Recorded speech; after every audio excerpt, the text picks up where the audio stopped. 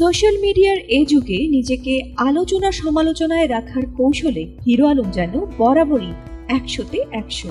কখনো অরুচিকর অভিনয়, কখনো বা বেসুরো কণ্ঠে গান গেয়ে হাস্যরসাত্মক কন্টেন্ট বানিয়ে এক শ্রেণীর মানুষের কাছে দারুণ জনপ্রিয় তিনি। সেই জনপ্রিয়তাকে অনন্য মাত্রা দিতে এবার চীন থেকে হিরো আলমকে কাছে পেতে দেশে ছুটে এলেন এক তরুণ।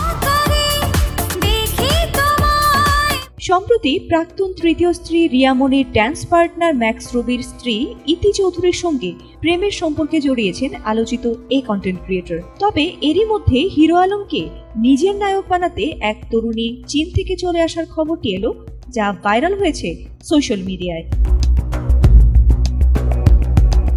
জানা যায় হিরো আলমের নায়িকা হতে চাওয়া ওই তরুণীর নাম সাইকা সুভা তান্নু। কিশোরগঞ্জের মেয়ে হলেও তিনি চীনে পরিবারের সঙ্গে থাকতেন, এমনকি সেখানে চাকরিও করতেন তিনি। তবে তার আগ্রহ ছিল ছবি অঙ্গনে।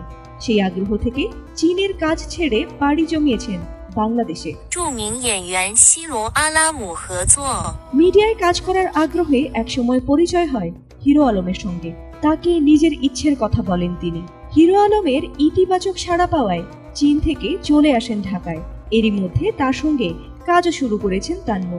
এমনকি হিরো আলমও তার প্রশংসায় পঞ্চমুখ। তান্নুর প্রসঙ্গ টেনে হিরো আলম বলেন, তার কাজের প্রতি আগ্রহ আছে।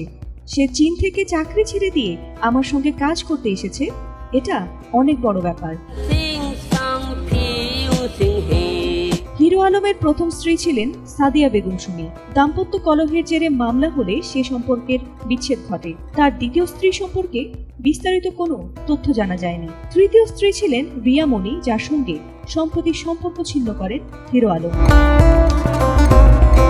ফাতিমা সুলতানা, এটিএন বাংলা।